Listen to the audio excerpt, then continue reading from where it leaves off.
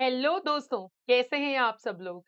तो फाइनली हमने अपना फर्स्ट सेशन कंप्लीट किया एंड उस फर्स्ट सेशन में हमने अकाउंटिंग के बेसिक्स के बारे में जानकारी ली कि कैसे अकाउंटिंग की कुछ बेसिक टर्मिनोलॉजीज होती हैं एंड वो स्टूडेंट जो कि अपनी एससीए जर्नी या तो नॉन कॉमर्स रूट से स्टार्ट कर रहे हैं या फिर वो अपनी एससीए जर्नी 10th के साथ या इमिडिएटली 10th के बाद स्टार्ट करें और उनको अकाउंट से थोड़ी सी फिमिलैरिटी चाहिए, बिजनेस से थोड़ी फिमिलैरिटी चाहिए, तो उनके लिए ये सीरीज जो है एक रामबाण की तरह काम करती हैं। तो बच्चों, अब आज हम इसी के बारे में थोड़ा-सा और आगे एक्सटेंडेड वर्ज़न में पढ़ते हैं, ट्रांज़ैक्शंस की रिकॉर्डिंग के बारे में। देखो ये चीज़ें ऐसी हैं जो कि सिर्फ़ और सिर्फ़ अकाउंटिंग के पेपर तक सीमित नहीं है, बल्कि हम इनकी हेल्प से ऐसी कुछ चीज़ें भी समझते हैं जो कि हमें रियल लाइफ़ बिज़नेस में भी चाहिए। और अगर आप में से कोई एक ऐसा है जो कि अपना बिज़नेस कर रहा है या करने का सोच रहा है, तो उसके लिए भी ये काम के लिए बहुत ही ज़्यादा आने वाला है।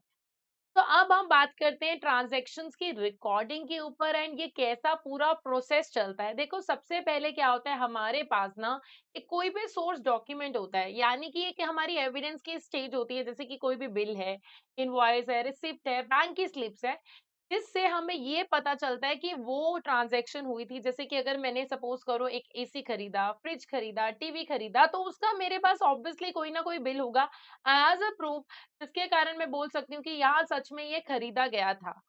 अब उस बिल को ऐसे संभाल के रख देने से बेटर क्या है कि हम क्या करते हैं, देखिए संभालते भी हैं एज अ एविडेंस हम, बट साथ साथ उसको एक जगह पे ऐसे बहुत सारे बिल्स, ऐसे बहुत सारी ट्रांजेक्शन होती रहती है, तो उनको हम कहीं पे रिकॉर्ड की फॉर्म में रखते होते हैं एंड उस रिकॉर्ड को हम क्या बोलते होते हैं, एक जर्नल स्टेज बोलते होते हैं, जर्नल एंट्री करते होते हैं। और उसके लिए कुछ गोल्डन रूल्स हैं, वो भी मैं आपको बताऊंगी। तो यस, हमें क्या करना है, जर्नल एंट्रीज की हेल्प से इन ट्रांजैक्शंस को रिकॉर्ड करना है। तो अब ये सबसे पहला जो है एरिया होता है, हमारे अकाउंटिंग का बेस होता है।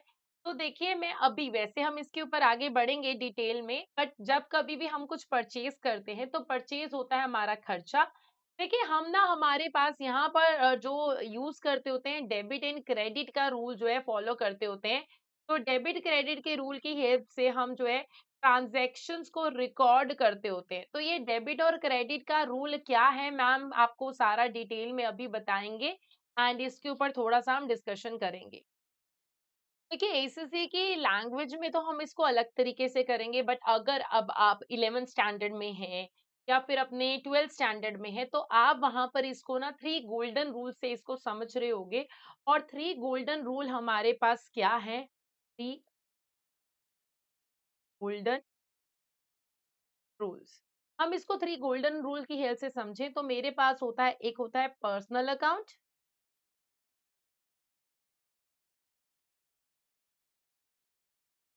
एंड पर्सनल अकाउंट में हमारी जो लॉजिक यहाँ पर चलता है, वो लॉजिक क्या होता है उसको समझे, debit the receiver.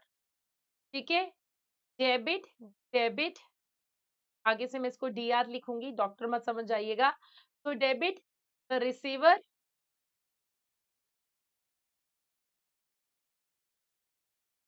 And credit the giver.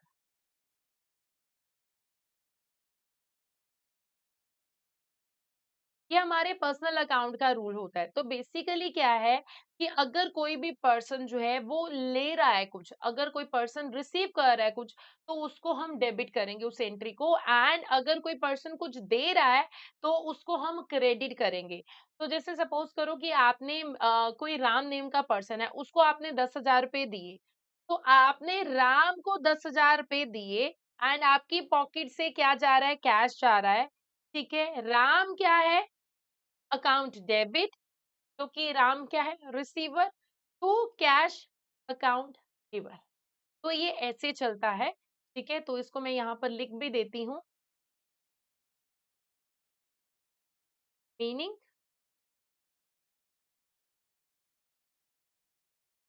If a person receive something,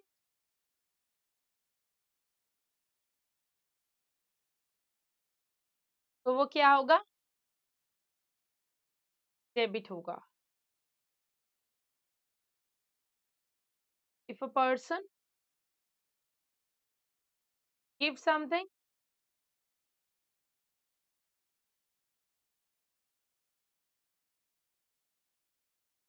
वो क्या होगा? क्रेडिट होगा। तो अगर मैं एग्जाम्पल की फॉर्म में बोलूं तो एग्जाम्पल की फॉर्म में क्या आता है इसमें? यू पे to Ram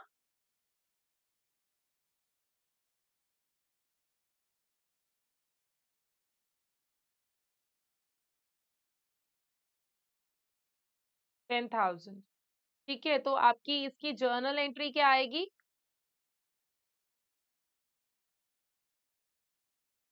Ram account debit to cash.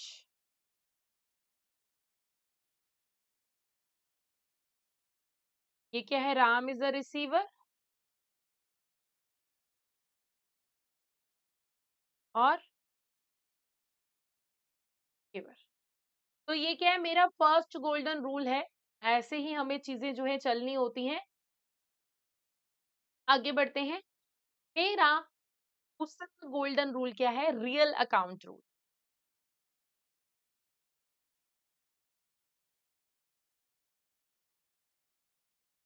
ठीक है, रियल अकाउंट रूल। तो रियल अकाउंट रूल क्या कहता है, इसको हम नोट करते हैं। देखिए बच्चों, ये एंट्रीज बहुत जरूरी है आपकी, अब से शुरू होके ना आपकी जो अकाउंटिंग जर्नी के एंड तक यही गोल्डन अकाउंटिंग रूल्स हमारे काम आने वाले हैं। तो ये इसका एसीसी से लेना देना नहीं है, इसका अकाउंटिंग से, इसका बिजनेस से लेना देना है। तो yes, debit what comes in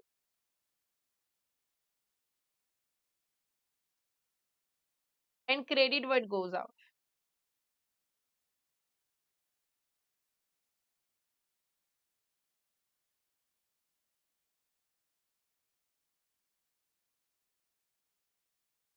ये चलता है हमारा। मीन्स इसका मीन क्या है? इसका मीनिंग ये होता है,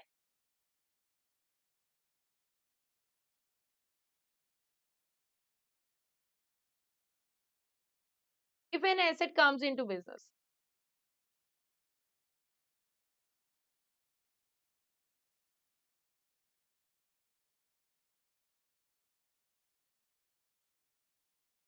तो उस वाले केस में क्या होगा? डेबिट होगा। और अगर एसेट बिजनेस से जाता है तो वो क्या होगा? क्रेडिट होगा।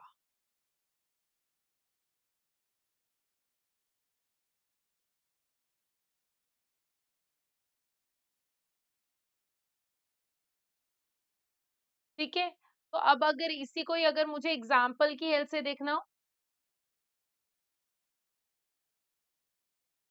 इसको अगर मैंने एग्जाम्पल से देखना हो, तो एग्जाम्पल में क्या देखूंगी मैं? जैसे सपोज करो, यू बॉट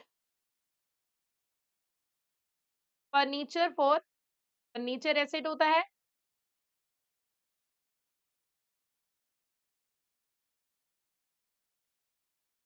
₹20,000 कैश। ठीक है, आपने इतना फनी, मैंने रुपीस लिखे, ऑब्वियसली हम यहाँ पर पाउंड या डॉलर ऐसा यूज करते हैं। तो फिर इस वाले केस में मेरी जर्नल एंट्री क्या आएगी? ठीक है, तो जर्नल एंट्री क्या आएगी? मींस कि मैं इस ट्रांजैक्शन को कैसे रिकॉर्ड करूंगी? फर्नीचर अकाउंट डेबिट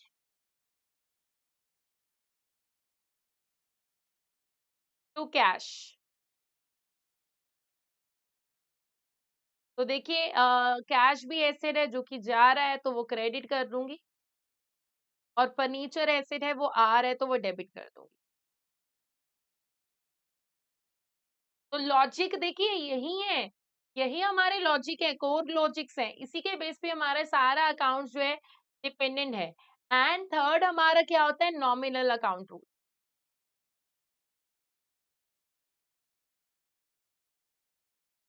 एसीसी आपको रियल, नॉमिनल और पर्सनल की बात नहीं करता, बट ये आप जैसे कि अपने स्कूलिंग में भी यही कुछ सीखने वाले हैं, रियल, नॉमिनल और पर्सनल की हेल्प से, तो मैं भी आपको उसी तरीके से बताने की कोशिश कर रही हूँ। बट लाइक एसीसी में हम अलग से बेसिक निमोनिक की हेल्प से भी चल सकते हैं। तो यस, अब लाइक नॉमिनल अकाउंट रूल क्या कहता है, देखते हैं। ये कहता है debit all the expenses and losses. अगर आपका कोई एक्सपेंस है, कोई आपका लॉस है, तो आप उसको क्या करेंगे? डेबिट करोगे। और क्रेडिट इनकम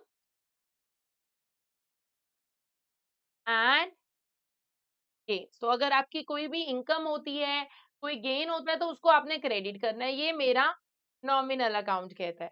तो अब इसका क्या मीन हुआ?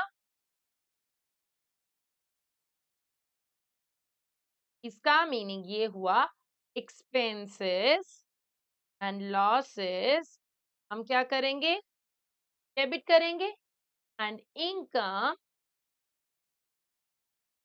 एंड मेरे गेन्स क्रेडिट करेंगे। तो अगर मैं इसको एज ए एग्जाम्पल लूं, एग्जाम्पल की फॉर्म में, तो एग्जाम्पल क्या है? Suppose salary, salary paid 5,000। Salary खर्चा होता है, आपको पता ही होगा। लाइक एम्प्लॉयर के पॉइंट ऑफ व्यू से खर्चा है, पेड वर्ड लिखा है तो खर्चा है, रिसीवली लिखा हुआ। ठीक है, तो अब इस वाले केस में अगर मुझे जर्नल एंट्री पास ऑन करनी होगी तो क्या होगी?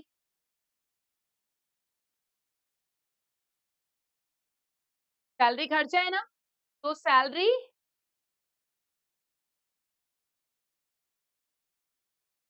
Count debit to cash. Salary क्या है? एक्सपेंस है। ठीक है, तो ये है। तो एक्सपेंस जो होता है मेरा डेबिट होता है। तो ये कुछ जो है आपको समझने हैं। आपको देखो एक सिंपल सी बात है, पर्सनल अकाउंट है तो उसमें मेरा क्या रूल होता है? Receiver debit, giver credit. Nominal account में debit what comes in, credit what goes out. Nominal account में क्या होता है? Expenses debit and income credit. तो ये रूल समझते हुए हम जर्नल एंट्रीज करेंगे and you are good to go. यही हमारा रूलिंग चलता है। अब देखिए जर्नल एंट्री हम पास ऑन कर देते होते हैं, इसको और आगे भी डिटेल में हम करेंगे, सेशंस में भी बहुत सारी प्रैक्टिस करेंगे। तो देखिए उसके बाद हमें क्या करना होता है? लेजर बनाने होते हैं। लेजर क्या होती है? एक क्लासिफिकेशन की स्टेज होती है। क्लासिफाई मींस की ट्रांजैक्शंस को ग्रुपिंग में करना, दैट इज द क्लासिफिकेशन की स्टेज। और हर एक अकाउंट में टोटल मूवमेंट शो होती है, जैसे कि परचेज अकाउंट है, कैश अकाउंट है, तो वो हम इसमें दिखाते हैं। फिर उसके बाद हमारे पास लेजर के बाद बनते हैं ट्रायल बैलेंस।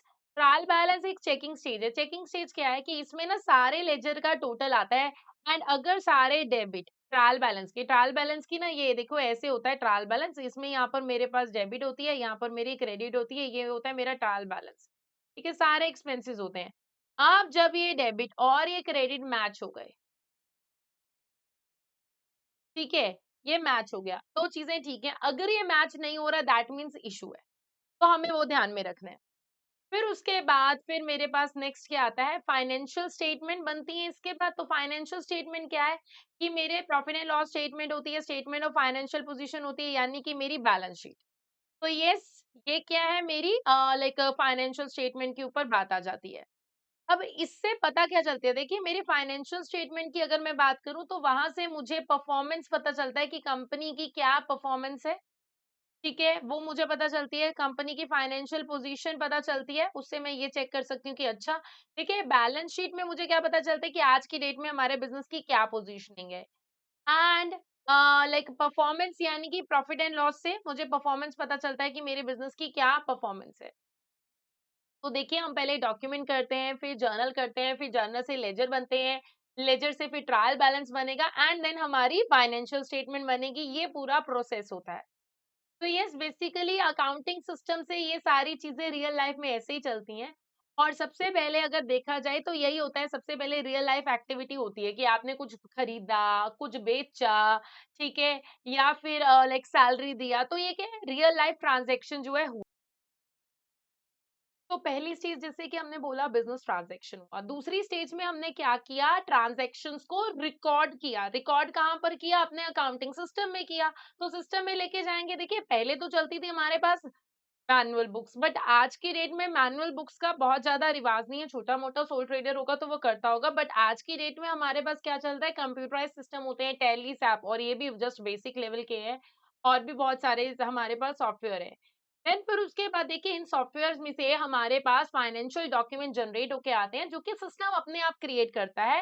एंड वो कैसे होते हैं? जैसे कि कस्टमर को भेजे जाने के लिए, सप्लायर को भेजे जाने के लिए, जैसे कि इनवॉइस हो गया, रिसिप्ट होगी, क्रेडिट नोट हो गई, ये बन के आते हैं। अब ये स्टेज तो हो गया। उसके बाद हमने क्या करना होता है, इन ट्रांजैक्शन को क्लासिफाई करना होता है, इन ट्रांजैक्शन को समराइज करना होता है।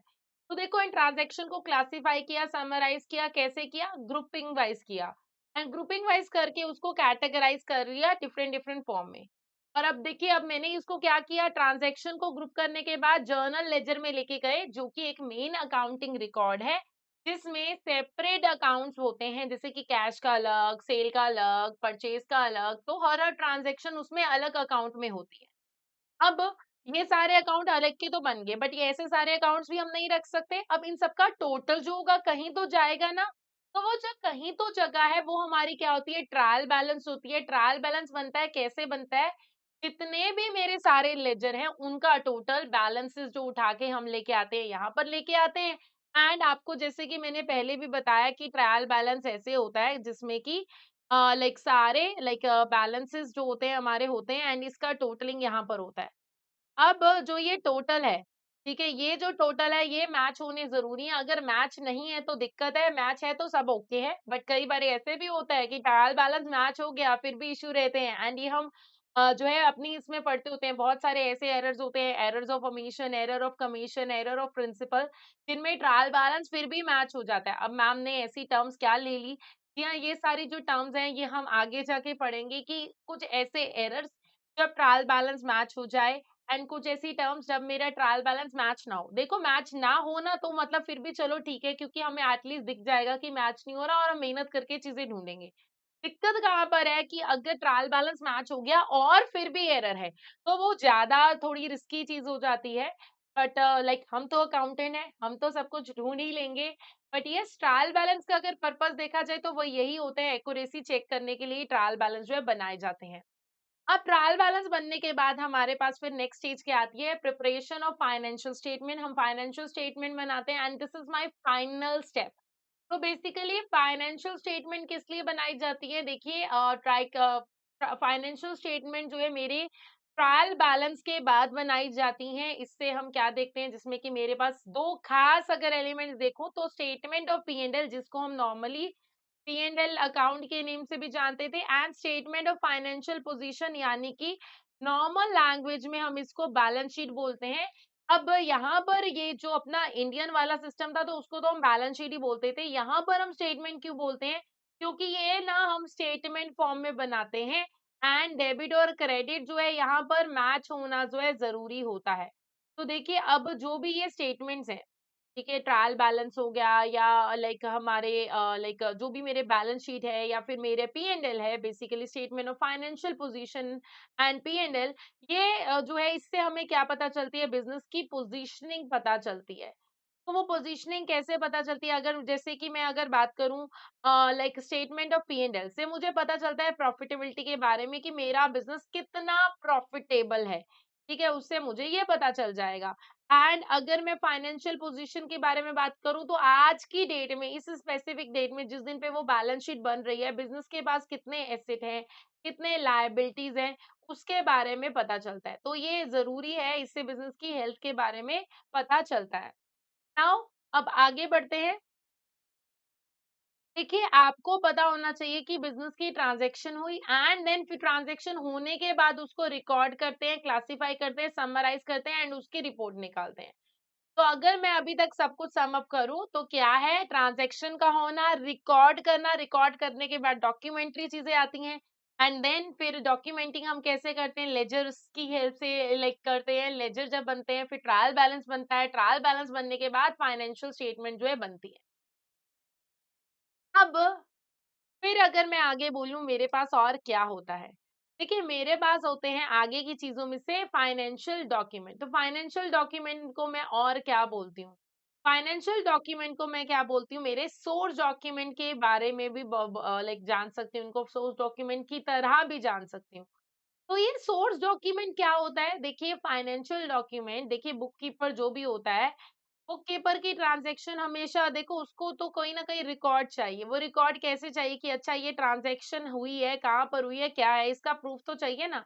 तो मुझे वो रिकॉर्ड चाहिए, एंड वो रिकॉर्ड मैं कैसे लेके आती हूँ, इन डॉक्यूमेंट्स की हेल्प से लेके आती हूँ कि अच्छा ये ट्रांजैक्शन सच में हुई थी। ठीक है, अगर मेरे पास कोई डॉक्यूमेंट ही नहीं है, मेरे पास इनवॉइस ही नहीं है, तो मैं कैसे उसको रिकॉर्ड कर दूं? क्या पता वो झूठी एंट्री हो, फेक एंट्री हो। तो इसीलिए हमारे पास ये बहुत जरूरी है कि कोई ना कोई रिकॉर्ड हमारे पास उन ट्रांजैक्शन को लेके रहे ही रहे। तो रिकॉर्ड होगा तो हम जो है ट्रांजैक्शन को लेके एज अ प्रूफ लेके चल सकते हैं। तो डॉक्यूमेंट नहीं तो एंट्री नहीं, तो इतनी बात हमें ध्यान में रखनी है। अब तो फिर मैम कौन-कौन से डॉक्यूमेंट्स हैं जिनको हमें आगे से सँभाल के रखना है या फिर जो डॉक्यूमेंट बिज़नेस के पॉइंट ऑफ व्यू से ज़रूरी हैं? तो देखिए जब कभी भी बिज़नेस में ट्रांज़ैक्शन चलती हैं, है ना? तो ट्रांज़ैक्शन चलती हैं तो डिफरेंट-डिफरेंट वेज़ में चलती हैं। तो देखिए सबसे पहले परचेज़ भी करना है, तो परचेज़ करने से पहले भी मेरे पास क्या आएगा कि हम सोचेंगे कि ट्रांज़ैक्शन के हमें परचेज़ करना है, तो परचेज़ करने से पहले हम क्या करते हैं प्लानिंग स्टेज है कि कौन से वाले जो है सप्लायर से चीज़ें जो है खरीदी जाएँ एंड उसके लिए हम क्या करते हैं कोटेशन देते हैं। तो अब यहाँ पर क्या आता है कि सप्लायर जो है कस्टमर को कोटेशन देता है एंड देन उससे क्या पता चलता है प्राइसिंग की पता चलता है कि हमारे यहाँ पर तो ये प्रोडक्ट भैया इतने का है, तुम्हें सही में लगता है तो ठीक है। तो बेसिकली अब जैसे कि अगर चाहे बल्क में भी लेना चाहती हो, मे बी कुछ डिस्काउंटिंग है, कुछ भी ऑफर्स हैं, तो वो कोटेशन की हेल्प से पता चलती हैं कि यस कि ये इतने का है, आपको सूटेबल है तो ले लीजिए। अब अगर कस्टमर को यानी कि सपोज़ करो अब हम कस्टमर हैं, हमें अगर वो सूटेबल लगता है, तो हम क्या करेंगे परचेज़ ऑर्डर दे देंगे। परचेज़ ऑर्डर दे देंगे कि ये सप्लायर को कि हमें इतनी क्वांटिटी की गुड्स इतने प्राइस वाली चाहिए and this will be as a conformation कि हमें मंज़ूर है एंड इसकी हेल्प से जो है लाइक चीज़ें आगे बढ़ सकती हैं। फिर अब देखिए अब मैंने तो अपनी तरफ से कह दिया कि हमें चाहिए आप भेज दीजिए। अब वो जब गुड्स की डिलीवरी कर रहे हैं, गुड्स का मूवमेंट चल रहा है, मूवमेंट स्टेज है, तो अब ना गुड्स के साथ-साथ डिलीवरी नोट भी दिया जाता है एंड वो क्या होता है डिलीवरी नोट किस लिए दिया जाता है? कस्टमर को दिया जाता है एंड कस्टमर उसमें ना साइन करता है कि अच्छा मैंने रिसीव कर दिया। जैसे कि हमारे पास भी जब मिंत्रा का पार्सल आता है तो वो हमसे साइन करा के लेके जाते हैं ना, वो क्यों कराते हैं? ताकि प्रूफ हो जाए कि हाँ, तुम्हें दे दिया। कल को मुकर मत जाना कि हम तो घर पे नहीं थे लाइक हमें तो पहुँचा ही नहीं। तो इसीलिए ही ये होता है डिलीवरी नोट्स का मेन पर्पस ताकि कंफर्मेशन रहे कि हाँ जी, ये गुड्स पहुँच चुकी हैं। अब उसके अलावा जीआरएन गुड्स रिसीवेबल नोट होता है, कस्टमर की साइड से होता है। ये एक इंटरनल डॉक्यूमेंट है जिसमें कंफर्मेशन दी जाती है कि यस 10 किलो मंगाया था, 20 किलो, 50 किलो जो भी मंगवाया था वो वही है। कंफर्मेशन की यस ये गुड्स ठीक हैं, करेक्ट हैं, एज़ अ कंफर्मेशन फॉर्म में दिया जाता है। अब गुड्स तो पहुँच गई, अब बट हमें फ्री में तो काम नहीं करना ना, तो गुड्स आने के बाद फिर बारी क्या आती है पैसे देने की। तो यस अब क्या कहते हैं सप्लायर क्या कहता है? सप्लायर जो है इनवॉइस देगा, सेल इनवॉइस देगा। जो सप्लायर की तरफ से इनवॉइस जाता है उसको क्या बोला जाता है? सेल इनवॉइस क्योंकि उसने सेल किया है तो उसके लिए तो वो सेल इनवॉइस है। तो सेल इनवॉइस जाएगा, कस्टमर को देगा एंड कस्टमर को उसकी हेल्प से रिक्वेस्ट करेगा, भैया देखो सामान तुम्हें हमने दे दिया, अब तुम हमें पैसे भी दे दो। तो ये जो है लाइक पैसे माँगने के लिए ही होता है एंड देन फिर उसके बाद क्या होता है जिसमें कि डेट्स होती हैं क्वांटिटी के बारे में इंफॉर्मेशन होती है एंड प्राइसिंग के बारे में इंफॉर्मेशन। तो ये सारी डिटेलिंग उसमें होती है। चलिए जी, अब आगे बढ़ते हैं। नेक्स्ट हम उसमें क्या करते हैं फिर अगर कोई भी इश्यू होता है तो, ठीक है? अगर कोई भी इश्यू है तो हमने क्या करना है उसमें? हमें एडजस्टमेंट करनी है। एडजस्टमेंट कैसे करनी है? क्रेडिट नोट की हेल्प से। सप्लायर टू कस्टमर एंड जिससे क्या होगा कोई भी अगर अमाउंट है वो एडजस्ट हो जाती है। एंड देन फिर उसके बाद हम क्या देते होते हैं रीजनिंग देते होते हैं रीजनिंग की कि अगर ये इशू है ये गुड्स खराब थी यहाँ पर कुछ लाइक लाइक मैनिपुलेशन था कुछ भी था तो अगर कोई भी गुड्स खराब है तो फिर हम वापस देते हैं तो क्रेडिट नोट लाइक साथ में इशू इसीलिए किया जाता है कि ये खराब था एंड देन ये अब नहीं रख रहे क्यों क्योंकि फिर उन गुड्स के लिए पेमेंट बीच में इंक्लूड नहीं होनी चाहिए ना जब गुड्स हमने रखी ही नहीं तो उनके लिए पेमेंट्स भी रख के हमने क्या करना है? सो इसीलिए ये ज़रूरी है। देन फिर आती है बारी डेबिट नोट की। अब debit note, credit note system सही है, बस डेबिट नोट कस्टमर सप्लायर को देता है, ठीक है? एंड वो किस लिए देता है कि हाँचा ये गुड्स जो है रिटर्न करें एंड रिटर्न के केस में मतलब ये मेरा बिल जो है इतनी अमाउंट से कम हो जाना चाहिए। एंड देन अब देखिए लाइक पैसे तो कंफर्म हो गए कि इतने देने हैं, एंड देन उसके बाद हमारे पास स्टेटमेंट ऑफ अकाउंट बनती है, that is a monthly summary जिसमें कि invoices, payment and due balance जो है हमें पता चलता है। फिर उसके बाद ये हो गया। अब कस्टमर जो है रेमिटेंस एडवाइस देता है किसको? सप्लायर को। कि अब देखो जब कभी भी हम कभी पेमेंट भी करते हैं, तो आप खुद से देखिए जैसे कि लाइक हम गूगल पे करते हैं, है ना? तो हम नॉर्मली क्या करते हैं, स्क्रीनशॉट दे देते हैं कि यस कि देखो हमने पेमेंट कर दिया। हालाँकि उसके पास भी नोटिफ़िकेशन आता है ना, तो हम ये दे देते हैं। ये किस लिए किया जाता है? As a proof of payment कि यस हमारी पेमेंट हो चुकी है। एंड देन उसके बाद पेमेंट का जब केस आता है, हमारे पास क्या आएगा? चेक आ जाएँगे। ठीक है? चेक आता है जिसमें क्या पता चलता है? Payment method and bank transfer. ठीक है? पेमेंट मेथड ये यहाँ से ऐसे-ऐसे किया एंड सारी डिटेलिंग होती है।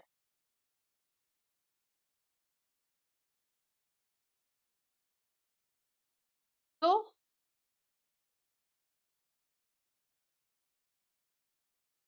Now let's move. अब उसके अलावा यहाँ पर और क्या होता है? देखिए बड़ी-बड़ी पेमेंट्स की तो बात हो गई, उसके अलावा क्या होता है हमारे पास छोटी-छोटी पेमेंट्स के लिए भी कुछ होता है। वो छोटी-छोटी पेमेंट्स के लिए हमारे पास क्या होता है? पेटी कैश वाउचर। ठीक है, बिज़नेस में कुछ ऐसे खर्चे भी होते रहते हैं, जैसे कि अगर मैं बोलूँ चाय का, स्नैक्स का, पोस्टेज का, स्टेशनरी का, ऐसे कुछ छोटे-मोटे खर्चे होते रहते हैं। तो उन छोटे-मोटे खर्चों के लिए हम क्या करते हैं, पेटी कैश मेंटेन करके रखते हैं। तो पेटी कैश अकाउंट करता क्या है बेसिकली? पेटी कैश में हमारे पास छोटी-मोटी ये डिटेलिंग्स होती हैं एंड लाइक हम साइड पे ये पैसा रख लेते होते हैं। ये पैसा साइड पे हम क्यों रखते हैं?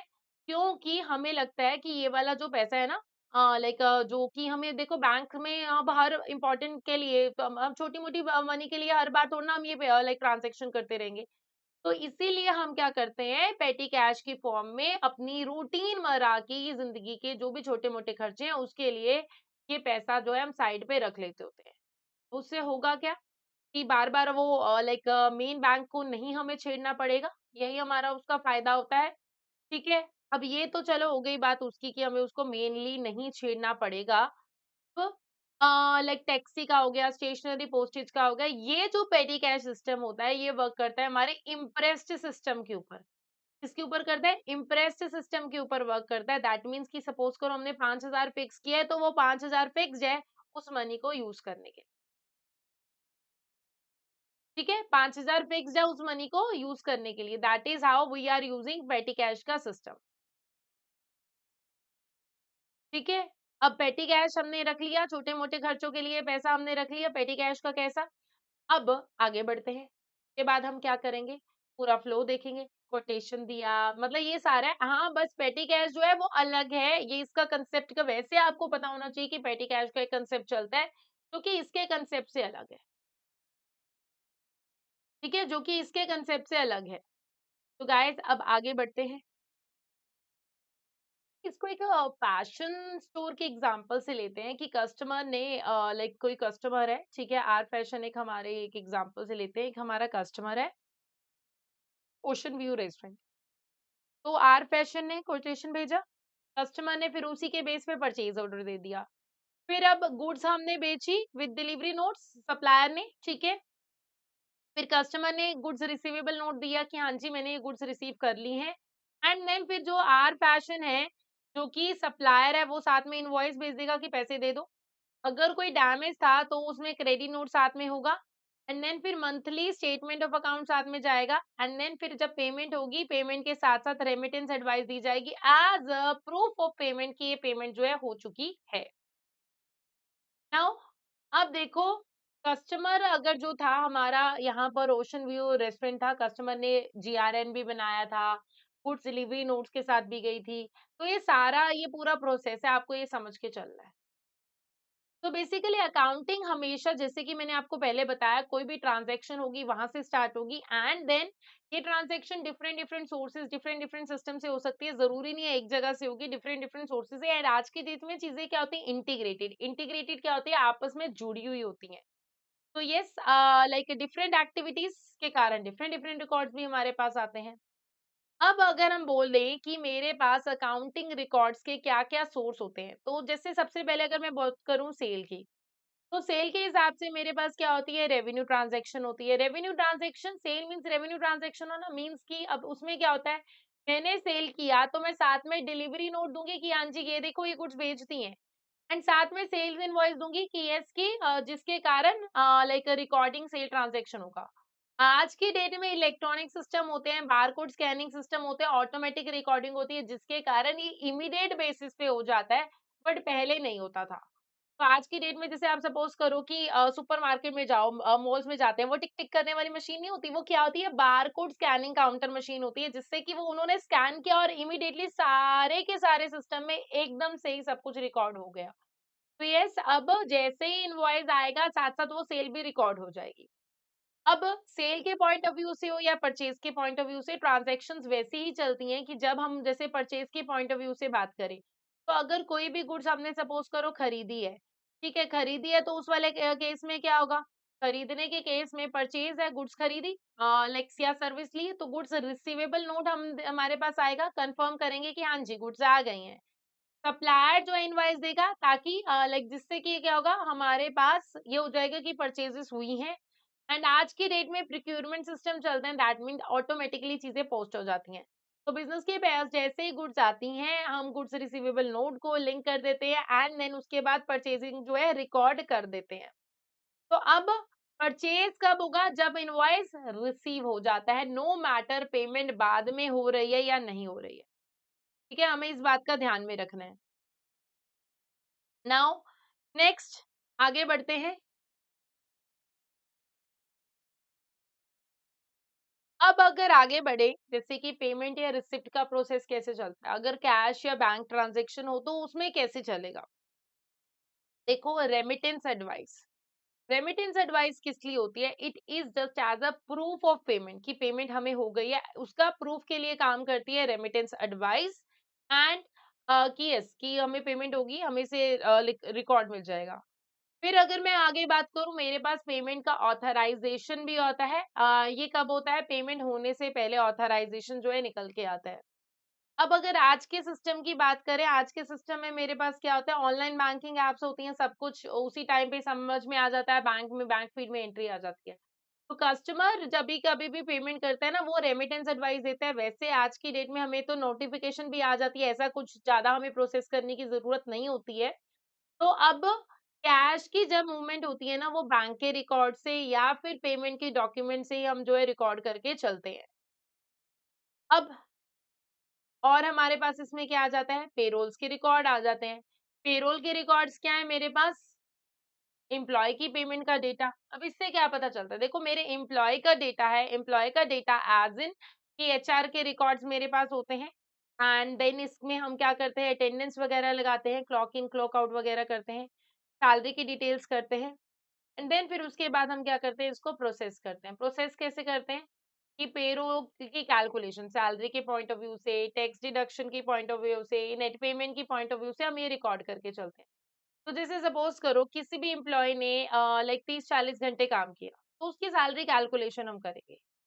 तो बेसिकली जो भी पेरोल होता है वो गवर्नमेंट के रूल्स रेगुलेशन को ध्यान में रख के ही होता है। तो सेल्स को इनवॉइस की फॉर्म में रिकॉर्ड करना, परचेजेस को लम रिकॉर्ड करना, मतलब ये सारी हम ट्रांजैक्शन करते होते हैं। पेरोल में हमें सैलरी रिलेटेड रिकॉर्ड्स होते हैं, ये बात आपको पता होनी चाहिए। तो सेल्स एक्टिविटी है, सेल्स इनवॉइस है, रिसिप्ट है उसके लिए रेमिटेंस एडवाइस, पेमेंट है, बैंक ऑथराइजेशन। तो ये डिफरेंट डिफरेंट तरीके से हम इसको रिकॉर्ड करके चलते हैं। तो basically accounting is not just a data. हम यहाँ पर क्या करते हैं, कहाँ पर कैसे ट्रांजैक्शन हो रही है उसको रिकॉर्ड मैचिंग करना, सब कुछ ट्रांजैक्शन हम इसमें करके चलते हैं एंड इसी की हेल्प से हम डिसीजन मेकिंग करते हैं।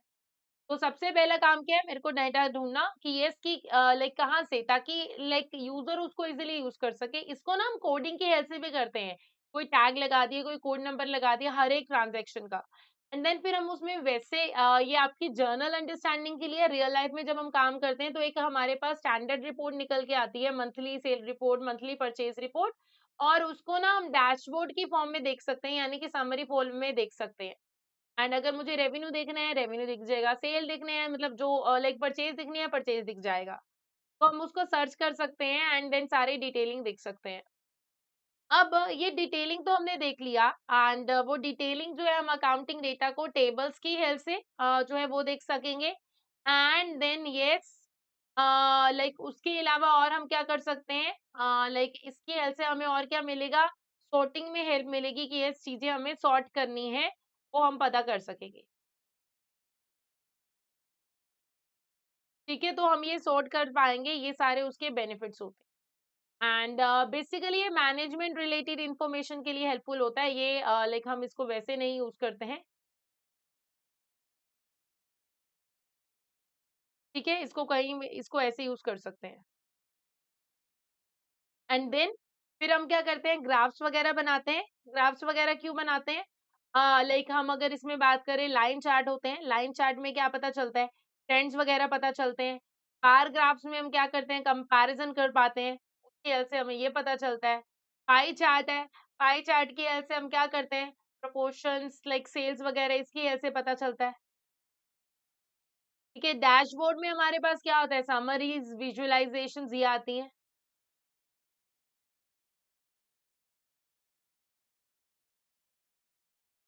ना। फिर उसके बाद अगर मैं आगे बढ़ूँ तो और इसमें क्या है, मैं अकाउंटिंग एंट्रीज करती हूँ। अकाउंटिंग एंट्री से हमें क्या पता चलता है, ठीक है, अकाउंटिंग एंट्रीज से मैं क्या देखूंगी, एक्यूरेट है या नहीं है, डेटा रिलायबल है या नहीं है।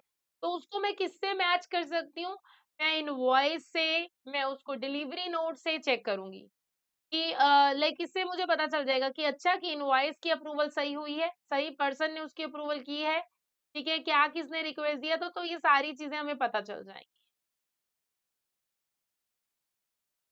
Then next stage is analyse करना। एनालाइज करेंगे डेटा को कैसे, ट्रेंड्स की हेल्प से, पैटर्न की हेल्प से।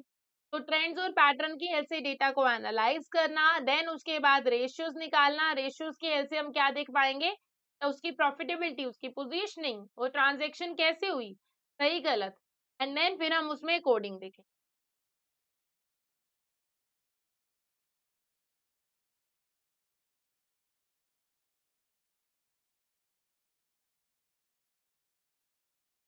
अब डेटा एंट्रीज के ऊपर अगर मैं आगे बढ़ूं तो डेटा एंट्रीज कौन कौन सी हैं, लाइक हमारे पास ट्रांसपोर्टेशन, देखो कुछ एरर्स होते हैं, डेटा एंट्री एरर्स क्या होते हैं कि लाइक अगर हमें हैंडराइटिंग समझ नहीं आई, बहुत ही कॉमन है, वैसे आज की डेट में तो मैनुअल ट्रांजैक्शंस नहीं होती हैं, बट स्टिल कोई डॉक्यूमेंट मिसिंग रह गया तो, लाइक ट्रेनिंग नहीं हुई तो ये सारे रीजंस के कारण जो है इशू जो है रह जाता है।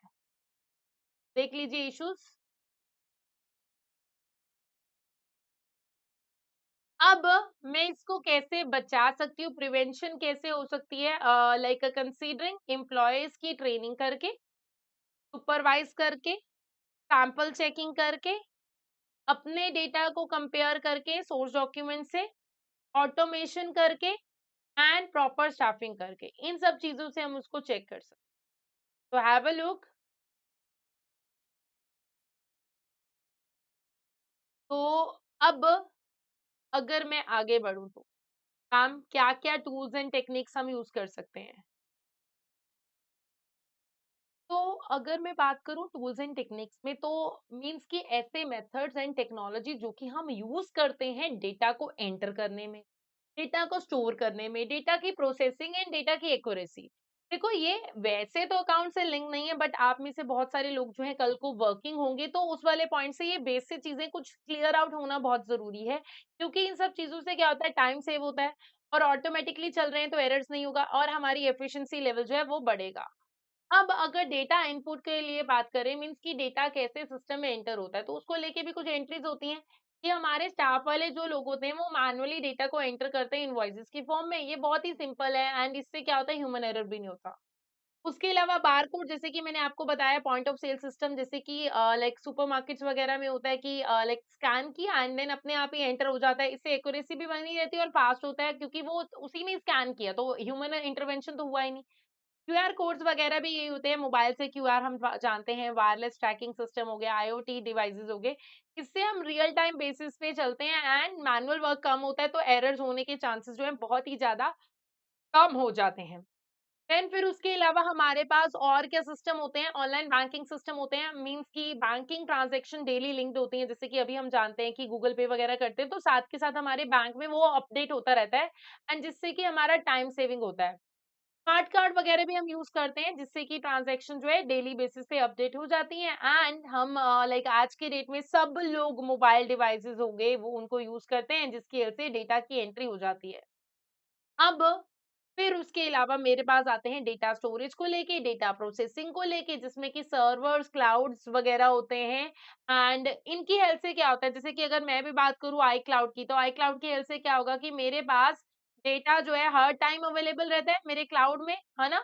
मुझे उसके लिए कहीं कहीं स्पेशल जाने की ज़रूरत तो नहीं है। क्लाउड में मेरे पास डेटा अवेलेबल रहेगा लाइक पूरी उस फॉर्म में एंड कहीं न कहीं अगर मैं बात करूँ और मेरे पास इसमें क्या होता है, पोर्टेबल स्टोरेज डिवाइसेस भी होते हैं।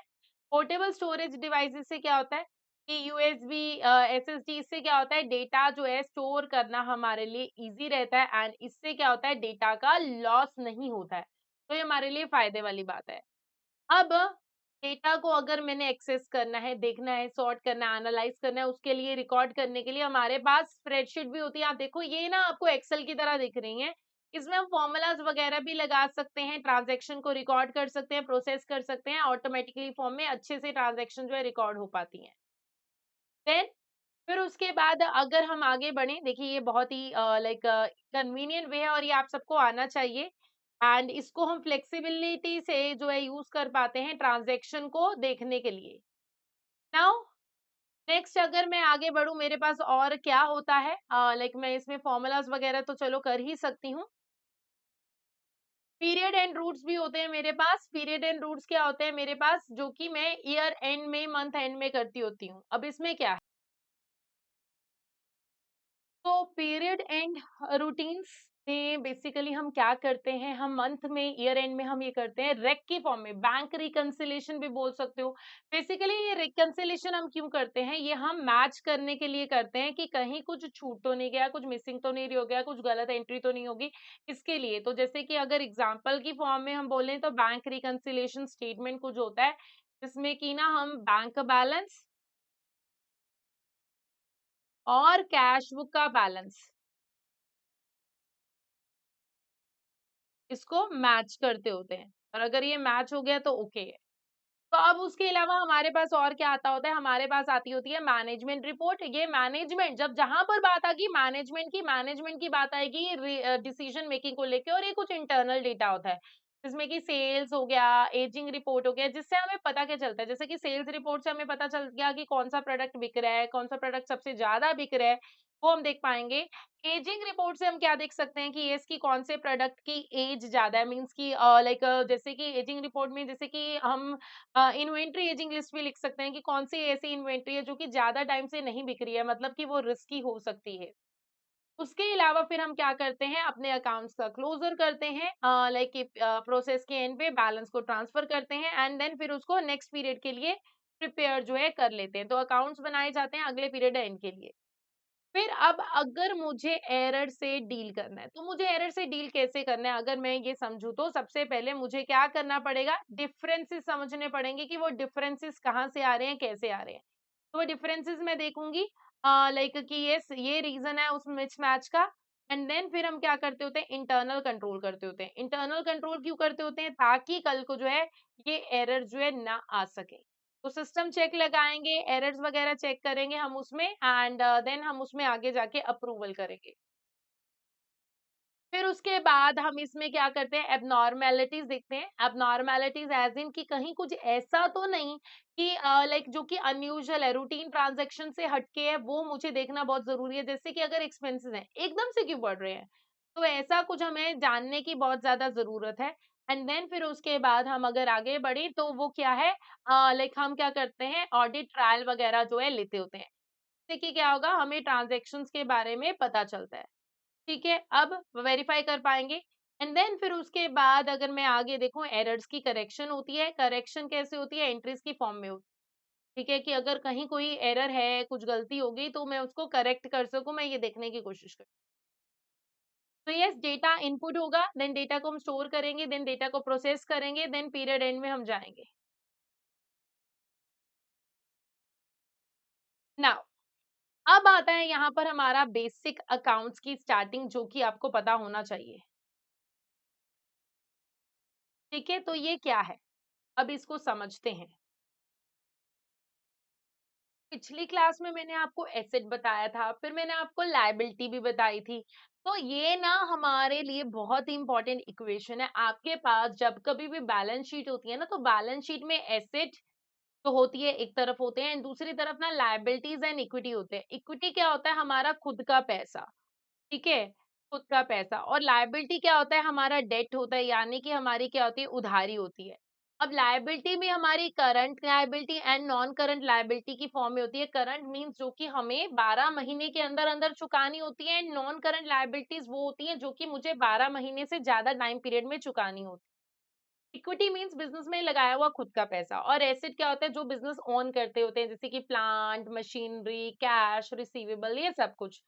ठीक है? अब लायबिलिटी क्या होता है? हमारे लिए ऑब्लिगेशन होता है, और यही इक्वेशन की हेल्प से ना आप जो है बहुत कुछ कर सकते हो। तो अब बस आपको यही इक्वेशन को समझने की बात करनी है। अब इक्विटी में ना हमारे जो होते हैं रिटेन्ड अर्निंग्स, या फिर मेरे अभी तक के जो मैं ये बोलूँगी ना यूटिलाइज़ किए हुए प्रॉफिट्स भी जो होते हैं, वो भी इसमें कवर हो जाते हैं।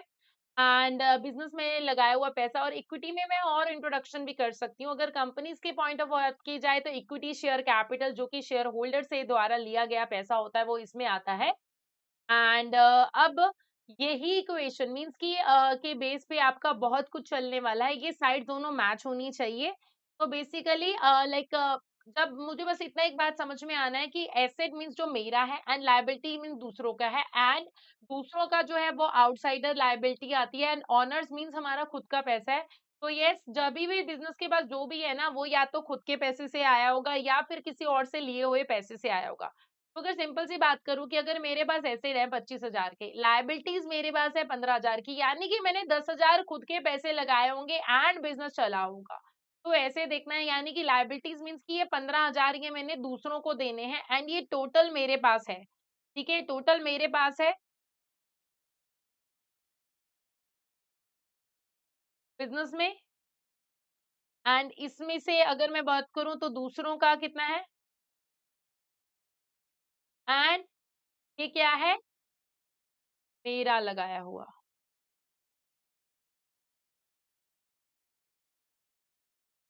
अब इसी को ही आगे हम समझे, जैसे कि एसेट में से देखो, आपको बस ये इक्वेशन पता होना चाहिए, लायबिलिटीज प्लस इक्विटी। एंड अगर आपको सपोज करो, इक्विटी जो होती है हमारी वो कैपिटल ही होती है, ये भी बात आप जो है याद रखिएगा। तो अगर मुझे कैपिटल निकालना है, तो एसेट माइनस लायबिलिटी कर सकती हूँ, तो इस तरीके से मैं निकाल सकती हूँ। और अगर मुझे लायबिलिटी निकालना है, तो एसेट माइनस कैपिटल कर सकती हूँ। ठीक है? तो ऐसे करके हम निकाल सकते हैं, एंड हमारे पास जो है फिगर जो है आ जाएंगे। तो इसी तरीके से आप देखिए बहुत सारे वेज से इसको निकाल सकते हो। बस आपको समझना है कि कोई भी ट्रांजैक्शन है वो बिज़नेस के एसेट्स को, लायबिलिटी को और कैपिटल को अफेक्ट करेगी, and this is the key rule कि आपकी अकाउंटिंग इक्वेशन हमेशा मैच मैच होनी ही चाहिए। अगर वो नहीं मैच हो रही है तो इश्यू है। अब ये जो चेंजेस होते हैं, इन चेंजेस को ही रो रिकॉर्ड करने के लिए हम डबल एंट्री करते हैं, और डबल एंट्री किसके ऊपर बेस होती है? हमारी गोल्डन अकाउंटिंग रूल। गोल्डन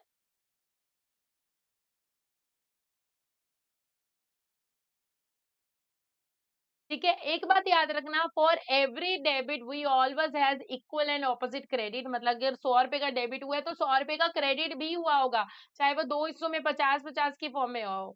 तो यस, आपको ये बात ध्यान में रख के चलनी है।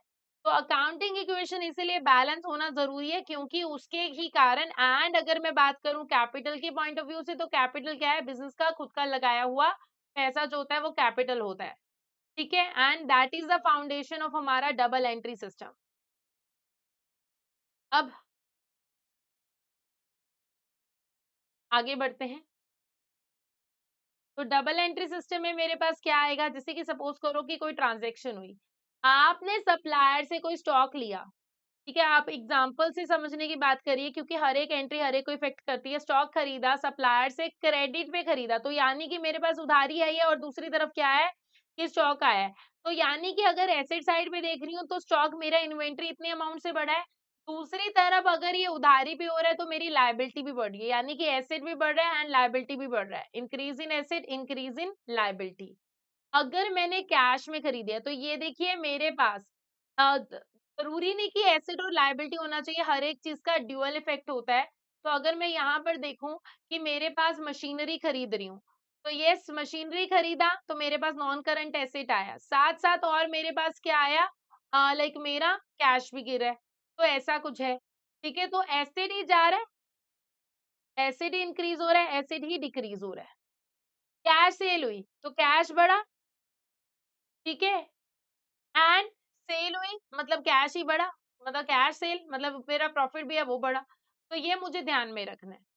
अब ऐसे ही ट्रांजैक्शन वर्क करती है, तो बेसिकली हमें इतनी बात समझनी है, कोई भी ट्रांजैक्शन है वो ड्यूअल साइड अफेक्ट करती है, वो एक साइड पे अफेक्ट नहीं करती। ठीक है, ड्यूअल साइड। तो यस, दो accounts and accounting equation balance रही। तो अगर एक साइड चेंज हो रही है उसके साथ साथ दूसरी साइड का होना ही जरूरी है, चाहे वो किसी भी तरीके से हो, तभी तो मेरे अकाउंट जो है बैलेंस रहे। ये हमें समझना है। तो अगर जैसे कैपिटल आया, तो देखिए कैपिटल आया था बिजनेस में, अगर बिजनेस में कैपिटल आता है तो देखिए कैश, बिजनेस का कैश बढ़ा, ठीक है, एंड दूसरी तरफ हमारे पास कैपिटल भी बढ़ा, ठीक है, वहीं पे बढ़ा। तो दोनों साइड बढ़े हैं, बैलेंस हो गया, दोनों साइड बढ़े हैं, बैलेंस हो गया। कोर आइडिया यही होना चाहिए कि अगर एक साइड बढ़ रही है दूसरी कम हो रही है, एक बढ़ रही है दूसरी बढ़ रही है, मीन्स इक्वेशन बैलेंस होनी है। अगर इक्वेशन बैलेंस नहीं हो रही तो दिक्कत। जैसे सपोज करो आपने ये स्टॉक लिया कैश से, तो इन्वेंट्री बढ़ी है स्टैक, तो अब देखिए कैश गया, कैश जा रहा है यानी कि एसेट जा रहा है, और दूसरी तरफ एसेट ही बढ़ रहा है। तो asset versus asset same side है बट टोटल तो मिल गया ना। अब अगर आप देखिए इन्वेंट्री बेच रहे हैं और ये प्रॉफिट वाला केस है, ऐसा भी हो सकता है, ठीक है, ऐसा वाला केस भी हो सकता है। तो इसमें जैसे हम देखें, सपोज कि मैंने इन्वेंट्री बेची, मैंने बेची 750 की, इन्वेंट्री थी 500 की, ठीक है, यही वाली इन्वेंट्री, इकट्ठे कंटिन्यू देखते हैं। तो 500 वाली 750 में बेची, तो यानी कि 250 का मेरा प्रॉफिट बढ़ा, प्रॉफिट बढ़ा तो वो कैपिटल में जाएगा, प्रॉफिट बढ़ा मींस कि कैपिटल बढ़ा। और अगर मैं देखूं मेरा कैश जो है वो कितने से बढ़ रहा है, वो भी तो बढ़ रहा है। तो कैश जो है ऑब्वियसली देखिए मेरे एसेट, लाइक इन्वेंट्री गया, इन्वेंट्री लाइक कैश आया, सेम सेम, तो वो तो कैंसिल हो गया, 500 गया, 500 प्लस 250 कैश भी तो बढ़ा है ना। एसेट 250 से बढ़ा है तो कैपिटल भी 250 से बढ़ा, तो इफेक्ट जो है मेरा सेम आ गया। तो इफेक्ट हमेशा सेम आएगा, आपको ये देखना है।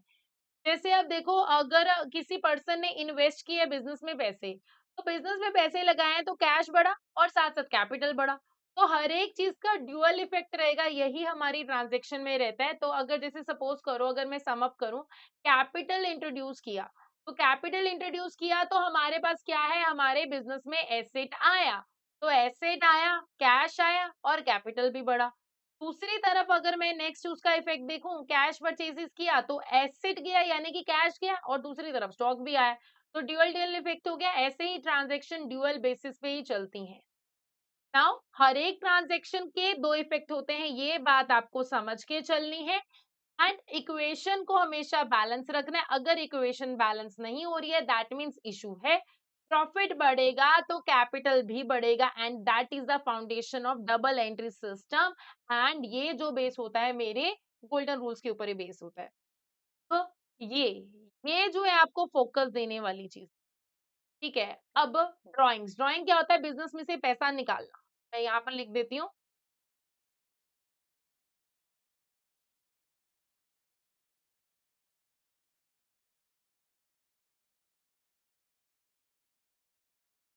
ठीक है। तो अगर पैसा निकालेंगे तो कैपिटल कम होगा, एक्सपेंसेस करोगे तो भी पैसा कम, कैपिटल कम होगा। एसेट होगा तो वो डेबिट होगा, ये हमने पढ़ लिया था। लायबिलिटी होगा तो क्रेडिट होगा, एक्सपेंसेस होगा तो डेबिट होगा, एंड रेवेन्यू होगा तो क्रेडिट होगा।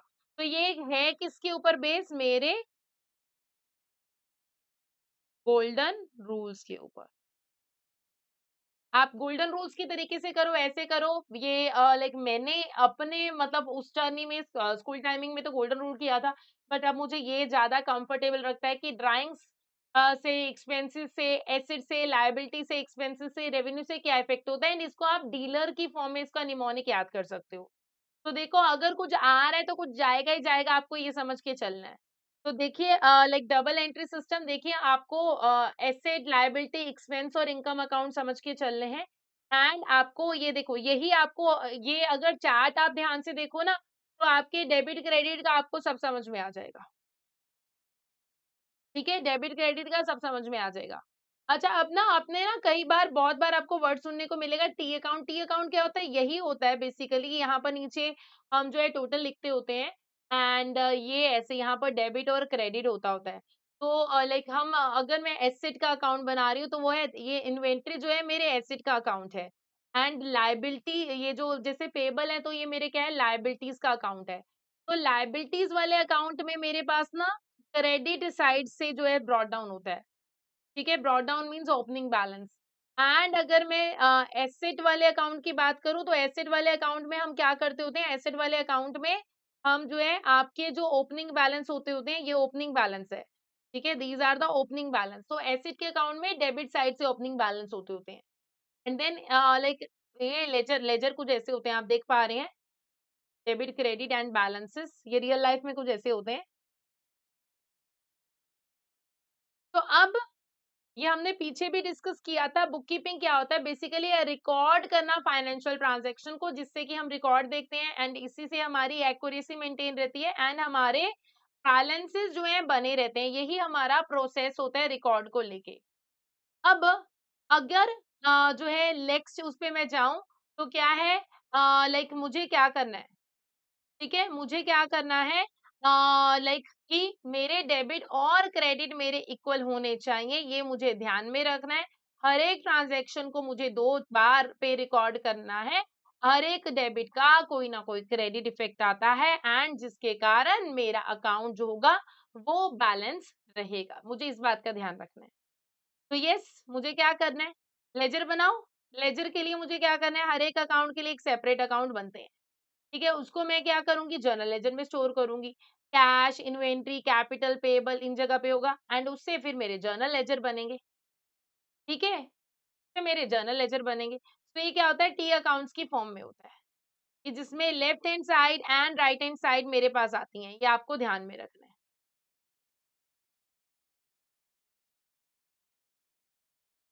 ठीक है, अब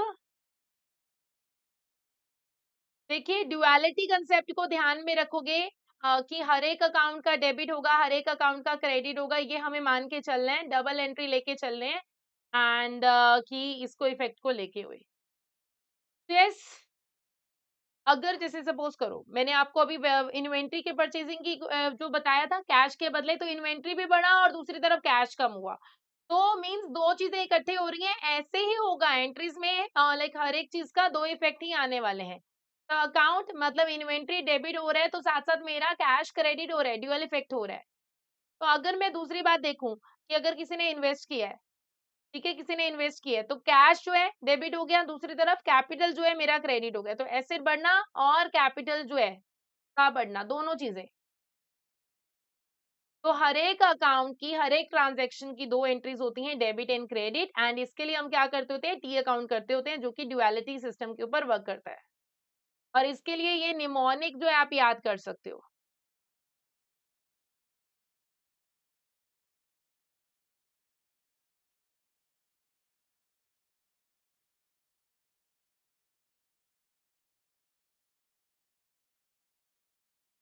ठीक है, निमोनिक याद कीजिए। सबसे पहले आपको अकाउंट देखना है, किस अकाउंट पे इफेक्ट हो रहा है, इंक्रीज हो रहा है या डिक्रीज हो रहा है। डेबिट क्रेडिट रूल देखेंगे, डेबिट और क्रेडिट का टोटल मैच होना चाहिए। एक बढ़ेगा तो दूसरा कम होगा, तभी ये बैलेंस होते हैं।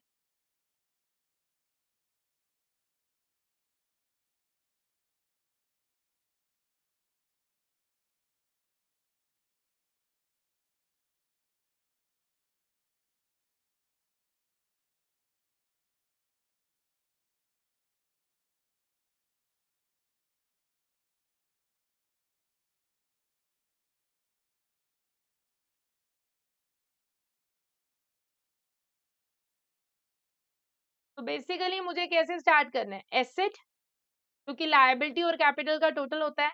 एंड देन फिर उसके बाद कैपिटल कैसे बढ़ता है? देखिए कैपिटल सिर्फ इन्वेस्टमेंट नहीं है, कैपिटल में पैसा आया, उसमें प्रॉफिट भी और उसमें से ड्राइंग्स हम लेस करके चलते हैं, ठीक है? वो मुझे ध्यान में रखना है, बेसिक इक्वेशन ये आपको पता होनी चाहिए, दिस इज वेरी इंपॉर्टेंट। अब देखिए प्रॉफिट क्या होता है? मैंने बिजनेस में 100 रुपए की अर्निंग की, उसमें से अगर मैं खर्चे निकाल दूं, जो मेरे पास बचा कुचा रह जाएगा, दैट इज मेरे लिए प्रॉफिट, ठीक है? इनकम इज मनी अर्न्ड, चाहे सेल से चाहे पी से जैसे भी आया, एक्सपेंसेस मीन मेरे बिजनेस ने जो भी खर्चे किए, तो उन दोनों का डिफरेंस। अब एसेट में से अगर मैं लायबिलिटी लेस कर दूं तो मेरे पास कैपिटल आ जाता है, एंड कैपिटल में अगर मेरी इनकम और एक्सपेंसेस का गैप जो कि मेरे प्रॉफिट में आता है, वो मैं लाइक बेसिकली ये क्या है, ये मेरा प्रॉफिट है, ठीक है? ये मैं ध्यान में रख लूं, एंड उसमें से अगर मैं मेरी ड्राइंग्स लेस कर दूं तो मैं इसको ऐसे भी तो लिख सकती हूँ, ओपनिंग कैपिटल, ठीक है, प्लस प्रॉफिट माइनस ड्राइंग्स। तो ये ऐसे भी लिखा आ सकता है बच्चों, ठीक है? इसको आगे पीछे कर सकते हो, बस आपको ये समझ में चलना है कि लेफ्ट साइड से मेरे मनी के यूसेज होते हैं, एसेट से भी, एसेट खरीदने में पैसा लगेगा, लाइक एक्सपेंसेस से भी पैसा लगेगा, और ड्राइंग्स मतलब बिजनेस से पैसा निकालना है, यहाँ सबसे पैसा जा रहा है, ठीक है? यहाँ सबसे पैसा जा रहा है। एंड दूसरी तरफ कैपिटल इंट्रोड्यूस करेंगे तो भी, लायबिलिटी मीन्स लोन लिया था मे बी तभी भी, और इनकम, इन सबसे पैसा सोर्सेज ऑफ मनी है। तो ये अगर सपोज करो मैंने बिजनेस में 50,000 लगाया है, 30,000 की इनकम हुई है, 8,000 के एक्सपेंसेस हुए हैं, तो ये इनकम माइनस एक्सपेंसेस तो क्या है, मेरे प्रॉफिट है। तो प्रॉफिट मेरा कितने का हुआ था, 12,000 का हुआ था। तो 50 प्लस 12, और अगर मैंने दो निकाल लिए तो बेसिकली अल्टीमेटली क्या हुआ, मेरे को 60,000 का मेरा टोटल कैपिटल है, जो कि मेरे बिजनेस में दिख रहा होगा। तो इसको ऐसे लॉजिकली समझ सकते हो आप। तो कैपिटल क्या है, बिजनेस में इन्वेस्ट किया, उसमें अगर कोई प्रॉफिट आया है उसमें से ड्राइंग्स निकाल दिया।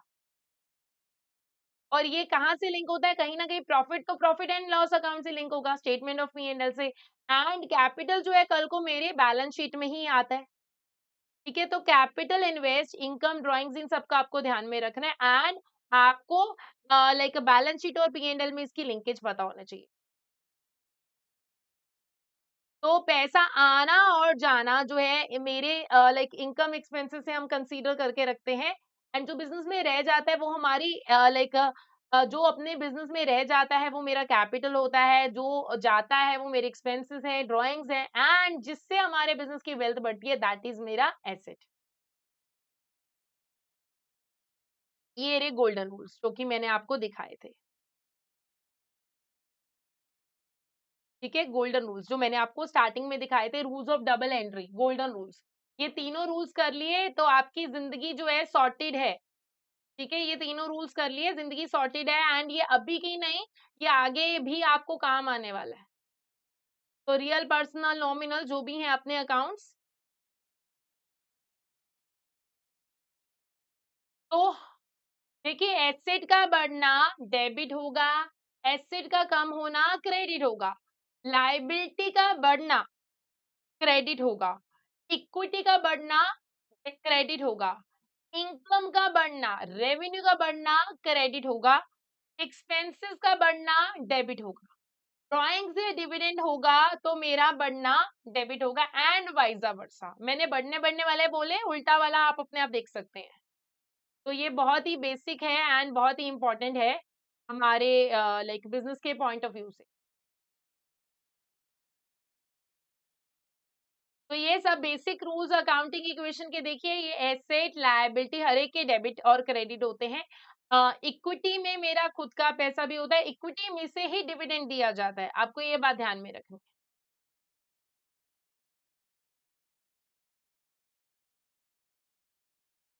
देखिए एसेट का बढ़ना डेबिट है, हम देख चुके हैं, एक्सपेंसेस हैं वो भी डेबिट है, ऑनर्स इक्विटी है, तो बिजनेस की लाइक वर्थ है जो कि ऑनर के पास जाने वाली है, वो क्रेडिट पे होएगी। लायबिलिटीज है, that is credit, and revenue क्या है, जो कि प्रॉफिट है जो बिजनेस एक्टिविटी से आता है, वो भी मेरे क्रेडिट साइड में जाएगा।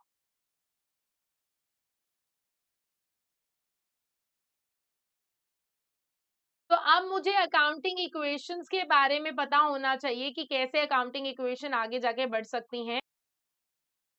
तो मैं इसी इक्वेशन को एक्सपैंड करूंगी। देखिए, एसेट, ड्राइंग एंड एक्सपेंसेस, ये सारे क्या थे, मेरे डेबिट साइड वाले थे। एंड दूसरी तरफ अगर मेरे कैपिटल लायबिलिटीज एंड इक्वल है ये, तो बेसिकली कोर रूल सेम है कि लेफ्ट साइड की आइटम जब बढ़ती हैं वो डेबिट के बढ़ने से लाइक इंक्रीज होती हैं, डेबिट जब होता है तो। एंड जो राइट साइड की आइटम है, तो बेसिकली अगर इनका बढ़ना हो रहा होता है तो मुझे क्रेडिट में डालना होता है। और अगर अकाउंट्स की बात करूँ तो मेरे पास एसेट, लायबिलिटी, ये दो, और तीसरा मेरा कैपिटल, तो ये क्या है, मेरे बैलेंस शीट वाले हैं। एंड और जो कि मेरे एक्सपेंसेस और इनकम वाले हैं, ये मेरे पी एंड एल वाले हैं। एंड ऑब्वियसली जो देखो, जो मेरी ड्राइंग्स है वो कैपिटल में ही आता है, बट लाइक उसको सेपरेटली वैसे ट्रीट करते हैं हम ट्रीटमेंट के टाइम पे। और इसको अगर आप गोल्डन रूल से समझो या फिर ऐसे समझो, तो डेड क्लिक रूल लगता है कि डेबिट मुझे क्या करना है, मेरे ड्राइंग्स, एक्सपेंसेस और एसेट, और क्रेडिट मुझे क्या करना है, कैपिटल, लायबिलिटीज एंड इनकम। ठीक है, तो ये देखिए हम ऑलरेडी देख चुके हैं समरी टेबल। तो यस, अगर एसेट के एग्जांपल देखो, बैंक बैलेंस बढ़ा तो डेबिट करेंगे, बैंक कम हुआ तो क्रेडिट करेंगे, एक्सपेंस हुआ, खर्चा है, ठीक है, रेंट रेंट दिया वो खर्चा है तो वो डेबिट होगा। इनकम का अगर एग्जांपल लूं, सेल किया, सेल कर रहे हैं तो इनकम हो रही है, वो बढ़ रही है तो मेरे को क्रेडिट करना है। लायबिलिटी है, ठीक है, लोन लिया है, लायबिलिटी है, तो वो क्या होगा, लायबिलिटी बढ़ रही है, लोन लिया है मैंने तो वो क्रेडिट होगा, तो मेरे क्यों, क्योंकि मेरी लायबिलिटी बढ़ रही है। ऐसे ही ड्राइंग्स है, विड्रॉल्स है, तो मेरे लिए जो है डेबिट होगा, लाइक अगर ड्राइंग्स होगा तो। जैसे अगर मैंने सपोज करो कोई भी गुड्स खरीदी हैं, कैश पे गुड्स खरीदी हैं, ठीक है, तो कोई भी गुड्स अगर मैंने कैश पे खरीदी हैं तो क्या होगा, परचेजेस है, ठीक है, खर्चा हुआ है, ठीक है, तो अब एक्सपेंसेस हो गया डेबिट, और कैश जो मेरा जा रहा है वो क्रेडिट, तो डेबिट और क्रेडिट इक्वल हो गया, मैच हो गया। तो लाइक मेरे पास क्या हो गया, परचेज किया है, परचेजेस टू कैश, ये मेरी एंट्री जाएगी। तो बेसिकली आपको देखना है कौन सा टाइप कहाँ पर, बस डायरेक्टली ऐसे रट्टा नहीं मारना कि कैश है वो तो डेबिट ही हो गया, आ रहा है या जा रहा है कैश, ये भी तो देखना है ना। तो यस, आपको बस ये आपके लिए बहुत ज़रूरी है, इससे आपको सब पता चल जाएगा कि एसेट का बढ़ना, एक्सपेंसेस का बढ़ना, ड्राइंग्स का बढ़ना, ठीक है, इन सब का इंक्रीज़ मेरा जो होगा डेबिट होगा। और अगर कैपिटल, लायबिलिटी और जो मेरी लाइक इनकम है, इन सब का इंक्रीज़ हो रहा है, तो वो मेरा क्रेडिट होगा, क्योंकि मेरे बिज़नेस में पैसा आ रहा है एंड वहाँ पर बिज़नेस पैसा यूज़ कर रहा है, डेबिट। तो डेबिट तभी होगा अगर बिज़नेस पैसा यूज़ कर रहा है। तो debit where money goes and credit where money comes in, ये वही रूल है, गोल्डन रूल ही है। अब देखिए, हम इनसे जर्नल एंट्री तो पास करते हैं, मैंने आपको दिखा दिया कि अगर मैंने सेल किया है, कैश पे किया है तो कैश टू सेल। ठीक है, तो आप इसको अगर इसी को अगर लेजर में पोस्टिंग करनी है, क्योंकि बच्चों को ना लेजर बनाने नहीं आते, तो अगर मैं कैश अकाउंट बना रही हूँ, देखो कैश अकाउंट बना रही हूँ, कैश अकाउंट बना रही हूँ, तो यहाँ पर नीचे देखो लाइक टू सेल्स है, कैश टू सेल्स है ना, तो आप ये देखिए ऐसे। और अगर मैं सेल्स अकाउंट बना रही हूँ तो बाय कैश है ऐसे। ठीक है, लॉजिक समझेंगे। तो ये जर्नल मेरी फर्स्ट बुक होती है जहां पर हम क्या करते हैं, ट्रांजैक्शन को रिकॉर्ड करते हैं, एंट्रीज करते हैं एंड हम जो है ट्रांजैक्शन करते हैं। तो ये कुछ ऐसे दिखती है जर्नल एंट्रीज। ठीक है, कुछ ऐसे दिखती हैं ये। और नीचे हम क्या देते होते हैं, नरेशन, ताकि समझ में आ जाए है क्या, और ये डेट वाइज ही हो तो बढ़िया रहता है। तो ये जर्नल एंट्री से क्या पता चलता है कि कौन सा अकाउंट डेबिट करना है, कौन सा अकाउंट क्रेडिट करना है, एंड उसकी अमाउंट एंड थोड़ा सा नरेशन, ये उसके कोर कंसेप्ट होते हैं। एंड ये लेजर बनने से पहले पहले यही है, तभी आपको मैंने दिखाया। एंड इसका रूल वही सेम रहेगा, डेबिट और क्रेडिट मैच होनी चाहिए, जर्नल एंट्री बैलेंस होनी चाहिए। तो आपको अगर जर्नल करनी है तो देखो कौन से अकाउंट है, कैसी एंट्री है, डेट क्लिक का रूल देखो, डेबिट क्रेडिट करो और नरेशन दो। जैसे कि अगर मैंने इन्वेस्ट किया है 20,000, तो इन्वेस्ट किया बिजनेस में लगाए हैं पैसे, तो बिजनेस के पॉइंट ऑफ व्यू से जो कि बिजनेस में कैश आ रहा है, ठीक है, बिजनेस में आ रहा है पैसा,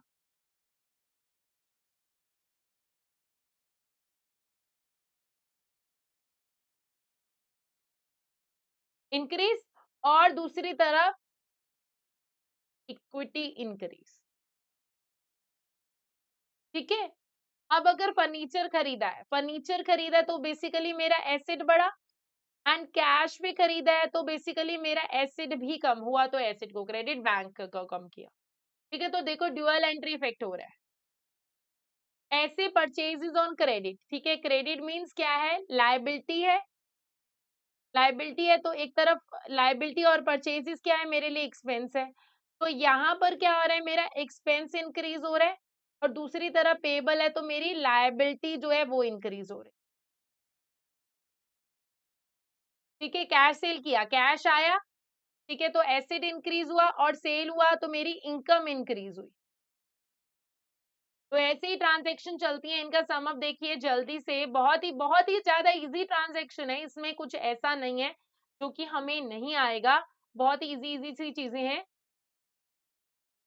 तो यस, रूल तो वही चल रहा है डेट क्लिक का कि डेबिट एक्सपेंसेस एसेट और drawings and credit capital liabilities and income.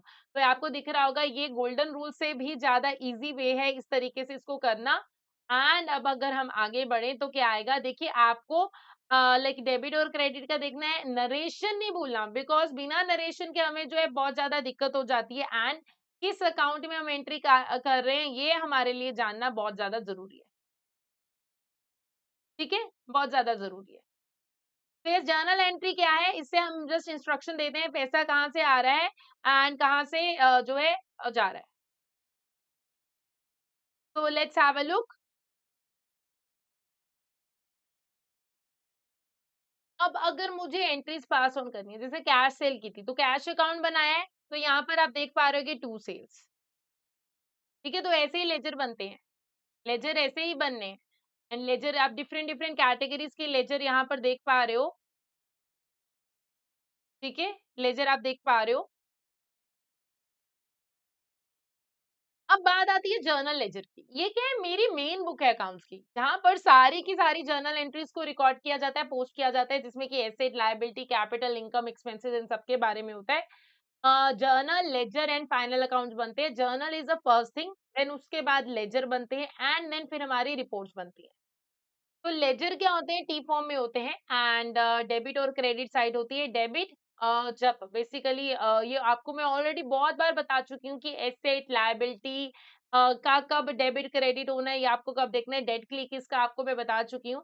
तो जैसे कि सपोज करो कि कैपिटल इंट्रोड्यूस हुआ, फर्नीचर परचेज हुआ, तो इसके लिए तो अगर मुझे लेजर बनाने हैं, ठीक है, तो लेजर बनाने हैं, डेबिट और क्रेडिट उस हिसाब से मुझे देख के करने पड़ेंगे। बैलेंस जो है लाइक अगर बैंक का अकाउंट है तो मेरा कैपिटल इंट्रोड्यूस हुआ था तो डेबिट में डाला, एंड मैंने फर्नीचर खरीदा है, तो पैसा जा रहा है, एंड बैलेंसिंग फिगर उनकी एडजस्टमेंट करके है।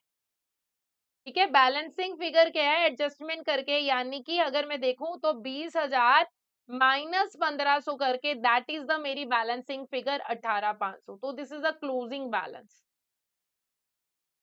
क्लोजिंग बैलेंस जिसको मैं कैरी डाउन के नेम से भी जानती हूँ। ठीक है, आप वर्ड देखोगे वहां पर कैरी डाउन से होता है। तो हर एक आइटम का, बैंक का, कैश का, प्लांट का, मशीनरी का, फर्नीचर का, लाइक कार का, जो भी है मेरे पास अलग अलग अकाउंट बनते हैं जिसकी हम ट्रैकिंग कर सकते हैं। तो अब लेजर की अगर मैं टाइप देखूं, मेरे पास लेजर के एसेट अकाउंट होता है, बैंक, इन्वेंट्री, फर्नीचर। लायबिलिटी के लिए मेरे पास पेबल होते हैं, लोन्स होते हैं। एंड देन उसके बाद मेरे पास कैपिटल के लिए क्या होता है, ऑनर का कैपिटल अकाउंट होता है। इनकम के लिए मेरे पास सेल्स, इंटरेस्ट ऐसे अकाउंट होते हैं। एक्सपेंसेस के लिए मेरे पास रेंट और सैलरीज के अकाउंट होते हैं। तो यस, जर्नल में हम लिखते हैं, लेजर में हम क्लासिफिकेशन करते हैं। Journal is just just like a diary, और लेजर से हम कैटेगराइज करते हैं कि सब कुछ ठीक से हो रहा है या नहीं है। ठीक है, सब कुछ सही से हो रहा है या नहीं, वो मुझे लेजर की हेल्प से पता चलता है।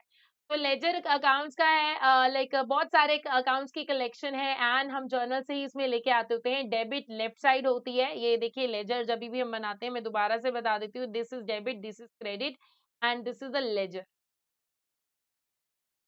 ठीक है, एंड कोई भी डिफरेंस होगा वो हम बैलेंस ऑफ करके चलते होते हैं।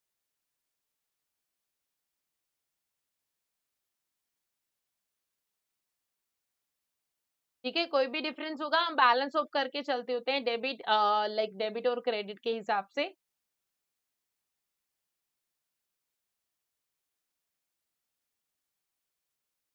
तो इसको हम टी अकाउंट बोलते होते हैं, विजुअली टी फॉर्म में दिखता होता है, डेबिट और क्रेडिट की फॉर्म में।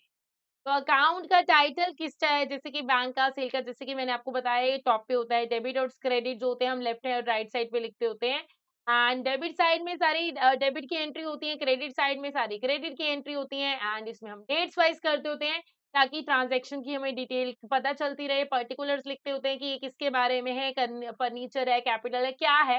एंड देन फॉलियो भी हम बना देते होते हैं। तो बेसिकली एक्चुअल में होता ये ऐसे है, डेट, पर्टिकुलर्स, एंड जैसे सपोज करो ये बैंक का अकाउंट है, एंड देन यहाँ पर अमाउंट, ये मेरा डेबिट साइड, ये मेरा क्रेडिट साइड। यहाँ पर भी यही तीन चीजें होती हैं, यहाँ पर अमाउंट हो गया, एंड यहाँ पर पर्टिकुलर डेट हो गया, एंड पर्टिकुलर। यहाँ पर हम वैसे फॉलियो भी साथ में बना देते थे क्रॉस रेफरेंस के लिए। ठीक है, तो ये देखिए बेसिकली ऐसे है, ये बेसिकली ऐसे होता है। एंड ये जो इसका टोटल होगा एंड इसका टोटल होगा अमाउंट का, वो हम मैच करके चलते हो,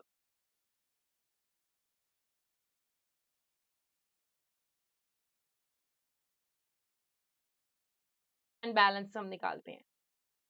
तो हर एक देखिए, हर एक एंट्री का आपस में कॉरेस्पॉन्डिंग साइड हमारे पास होगी ही होगी। एंड जिससे कि हम पोस्टिंग भी कर सकते हैं एंड कैलकुलेट कर सकते हैं क्लोजिंग बैलेंस कितना है, जिससे कि हमें सारे एलिमेंट्स के बारे में पता चलते हैं, हमें फॉर्मेटिंग पता चलती है। देखो पर्टिकुलर और अकाउंट नेम जो होते हैं अलग होते हैं, folio is just for a reference purpose. इतनी बात हमें समझनी है, folio is just for a reference purpose. ठीक है एवरीवन, इज इट फाइन? तो बच्चों अब आगे बढ़ते हैं, आगे बढ़ते हैं, देखते हैं क्या है हमारे पास। देखिए ये आपको इसको लर्न करने के लिए ये फॉर्मेट लाइक देखिए मैं तो बिना किसी निमोनिक के लर्न किया है अपने टाइम पीरियड में। तो आप जो है ये बताइए। नाउ टी अकाउंट्स बनते हैं लेफ्ट एंड राइट साइड के हिसाब से।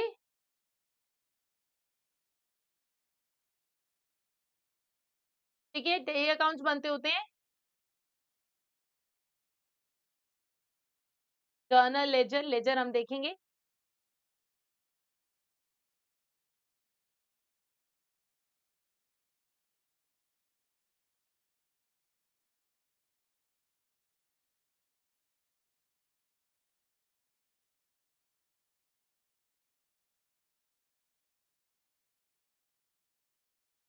तो ये देखिए लाइक इसमें डेट्स वाइज भी डेटा है हमारे पास एंड हमारे पास क्लोजिंग ओपनिंग बैलेंस है। तो देखिए एक साल का 30 अप्रैल का क्लोजिंग बैलेंस 1 मई का ओपनिंग बैलेंस बन गया। तो this is how things work. एक एक बार का क्लोजिंग अगली बार का ओपनिंग होता है।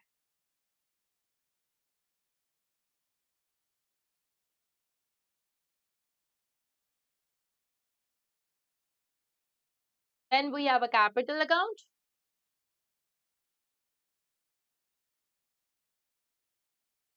यस, बेसिकली हम टी अकाउंट में ट्रांजैक्शन डालते हैं, जर्नल में हम जस्ट बताते हैं, लेजर में क्लासिफिकेशन। तो ट्रांजैक्शन को समझिए, जर्नल कीजिए, रेलेवेंट लेजर में डालिए एंड डेट वाइज चलिए। तो अगर सपोज करो कैपिटल, देखिए कैपिटल आया था वही बैंक है, एसेट बढ़ रहा है एंड दूसरी तरफ मेरी इक्विटी बढ़ रही है।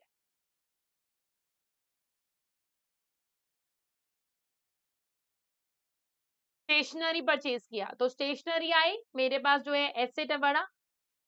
ठीक है, एक्सपेंस भी किया अगर मैं इसको ऐसे ले लूं, एंड दूसरी तरफ एक्सपेंस किया, या अगर मैं इसको एज अ लाइक अपने कहीं ना कहीं एसेट के तरीके से देखूं, मेरी इन्वेंट्री का अगर ये पार्ट है तो, और दूसरी तरफ मेरा जो है एसेट है वही कम हो रहा है, कैश सेल्स।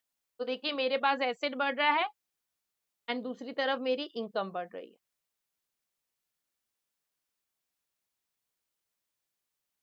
तो आप देखिए बैंक अकाउंट का लेजर है तो उसकी डेबिट साइड में आ रहा है कि ये टू सेल्स हुई है, एंड सेल्स अकाउंट में बाय बैंक, ऐसे एंट्री पास होना। तो इसी तरीके से ट्रांजैक्शन ड्यूअल इफेक्ट में चलती है। अगर मैंने रेंट पे किया है तो रेंट है लाइक रेंट टू बैंक, तो रेंट अकाउंट में क्या आ रहा है, देखिए to bank, and bank account में क्या आ रहा है, बाय रेंट। सिंपल सी बात। तो ऐसे ही ट्रांजैक्शन चलती हैं। अब एक बहुत ही इंपॉर्टेंट कंसेप्ट आता है कॉस्ट ऑफ गुड सोल्ड का। कॉस्ट ऑफ गुड सोल्ड हम इसको कॉस्ट ऑफ सेल्स के नाम से भी जानते हैं। में opening stock plus purchases less closing stock होता है एंड ये अपनी स्टेटमेंट ऑफ पी&एल में आता है। बेसिकली ये आता कैसे है, ये देखिए आप देख लीजिए, ये स्टेटमेंट फॉर्म में आता है। प्रॉफिट ऑफ ये सेल्स, उसमें से कॉस्ट ऑफ सेल्स, ये basically cost of good sold भी जो कहलाता है। ठीक है, तो ये इसका फॉर्मूला तो हो गया मेरा, ये opening stock plus purchases less closing stock and इसको लेस करने के बाद मेरे पास क्या आता है, जीपी आता है। क्या आता है, जीपी आता है। तो परचेजेस मेरा खर्चा है और अगर कोई गुड्स अनसोल्ड रह गई, they are my closing stock. तो अब मेरा मैचिंग कंसेप्ट मुझे क्या कहता था कि मुझे रेवेन्यू को मैच करना है, लाइक जितनी कॉस्ट हुई है, ठीक है, मतलब रेवेन्यू उतने का इंकर करेंगे ना, उतना ही दिखाएंगे जितनी की कॉस्ट हुई है, तो उसके हिसाब से हम चलते हैं। अब तो बेसिकली मुझे क्या करना है, दोनों अकाउंट्स मुझे लेजर पे दिखाने हैं एंड देन लाइक जो है मैच करके चलेंगे। ठीक है, दोनों अकाउंट मैच करके चलेंगे एंड देन लाइक उसके अकॉर्डिंगली हम ट्रांजैक्शन देखते हैं। तो जर्नल से लेजर कैसी कैसी चीजें आएंगी। तो जर्नल से लेजर, लेजर से ट्रायल बैलेंस।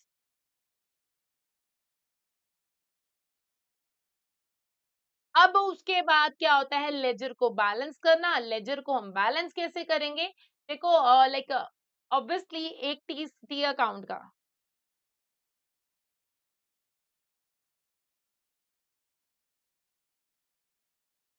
ठीक है, तो अब बेसिकली क्या होता है, दोनों में से एक साइड ज्यादा आ रही होगी, तो जो साइड ज्यादा आ रही होगी उसी का ही टोटल, मतलब मैं दोनों साइड में लिखूंगी एंड बैलेंसिंग फिगर दूसरी साइड की एंड वो फिर आगे क्लोजिंग बैलेंस बन के आ जाएगा। तो देखिए अगर मैं ऐसे देखूँ ना, तो यहाँ 700 है। तो बेसिकली हमने क्या किया, बैलेंस जो है हम लेके आए दूसरी साइड का, ये टोटल करके आगे इधर ले आए, कैरी डाउन बैलेंस इधर आ गया और ये कैरी डाउन अगले बार का ओपनिंग आ गया और टोटल मेरा 700 ही आएगा। जैसे कि अगर ये देखूं, दिस इज अ टोटल, ठीक है, ये ज्यादा आ रहा था तो ये मेरी बेसिकली बैलेंसिंग फिगर आ गई और यही balancing figure next period opening, तो यही like closing figure next period की ओपनिंग फिगर जो है बन जाती होती।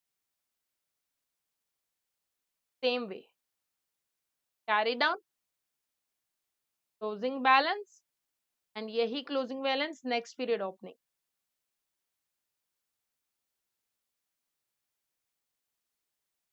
तो हमने क्या किया था, टोटल्स किए थे।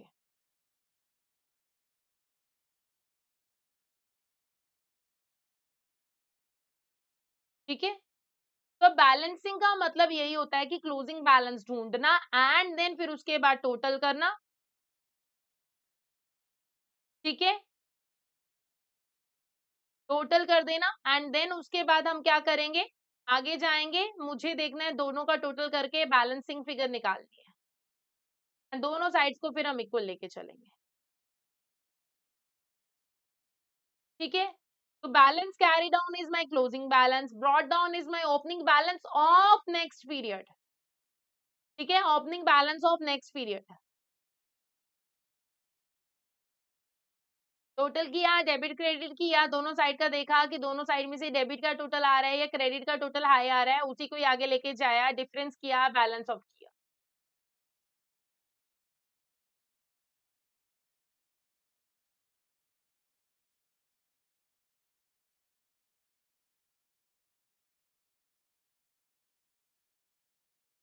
ठीक है, सेम अमाउंट से ही जाना है, ये मोस्ट इंपॉर्टेंट है, सेम अमाउंट से ही लेके जाएंगे, बैलेंस चेंज नहीं करेंगे।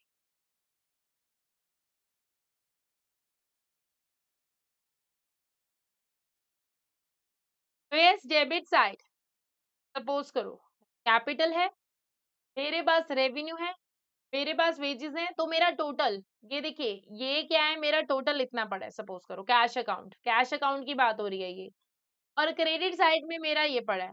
तो मैंने डिफरेंस निकाला, इसका टोटल किया और उसका टोटल किया। ठीक है, ये टोटल मेरे पास 14,500 आ रहा है एंड उसका टोटल मेरे कितना आ रहा है 8,000।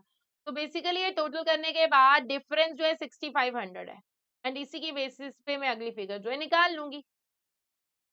ठीक है, यही कैरी डाउन है, आगे जाके ओपनिंग में जाएगा, टोटल हम लिख लेंगे।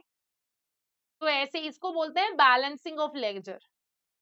ठीक है, बैलेंसिंग ऑफ करना।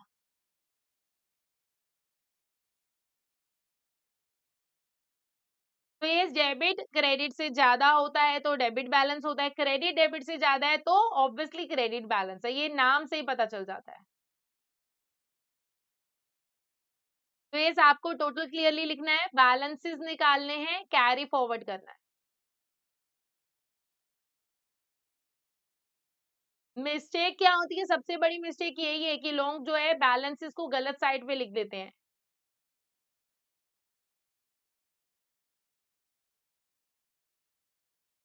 नाउ अब देखिए, balance carry down opposite side जाएगा और ब्रॉड डाउन जो होता है वो सेम साइड। ठीक है, वो सेम साइड, उस साइड का ऐसे ऐसे नीचे आ जाता है ना, वो कैरी डाउन ऐसे होके ऐसे आएगा। तो ये लॉजिक समझना है, बैलेंसिंग जो होता है अपने अकाउंट को क्लोज करना, आपको ये देखना है कितना रह गया एंड वो हम कैलकुलेट करके क्लोज डाउन करते होते हैं।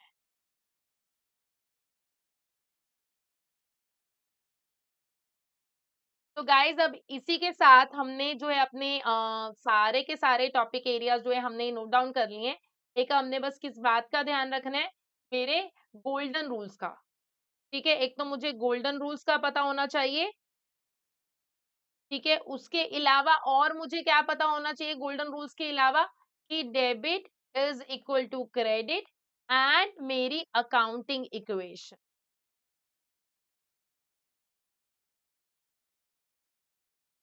ठीक है, accounting equation should always match.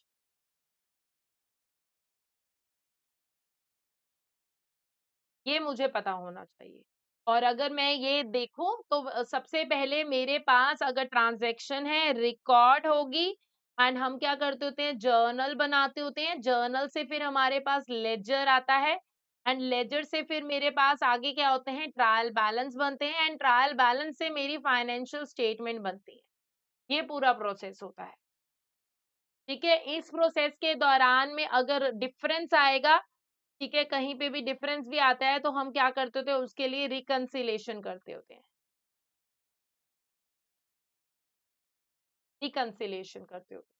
तो ये पूरा प्रोसेस है। आई होप आप सबको ये पूरा प्रोसेस जो है पता चल गया है बच्चों। एंड इसी के साथ आज का सेशन जो है हम वाइंड अप करते हैं एंड देन बच्चों ये था हमारा कोर। आपको अकाउंट्स की बेसिक प्रैक्टिस के लिए मैं कहूंगी, रेकमेंड करूंगी ज्यादा से ज्यादा आप जर्नल एंट्रीज वगैरह देखिए, से कि आपको थोड़ा-सा आइडिया मिल जाएगा, डेबिट क्रेडिट के रूल्स पता चल जाएँगे, अकाउंटिंग इक्वेशन के बारे में चीज़ें समझ आ जाएँगी एंड वो चीज़ें जब समझ आ गई तो आपके लिए चीज़ें स्मूदन चलेंगी, क्योंकि एफए में भी हम सब कुछ बेस से करते हैं। तो वो भी सब कुछ बेस से होता है, बट येस ये अगर हम चीज़ें समझ गए तो आगे वो बेस बहुत ईज़ी है। एंड इसी के साथ अब हम लेते हैं अलविदा, हम मिलेंगे हमारे अपकमिंग सेशंस में। Thank you.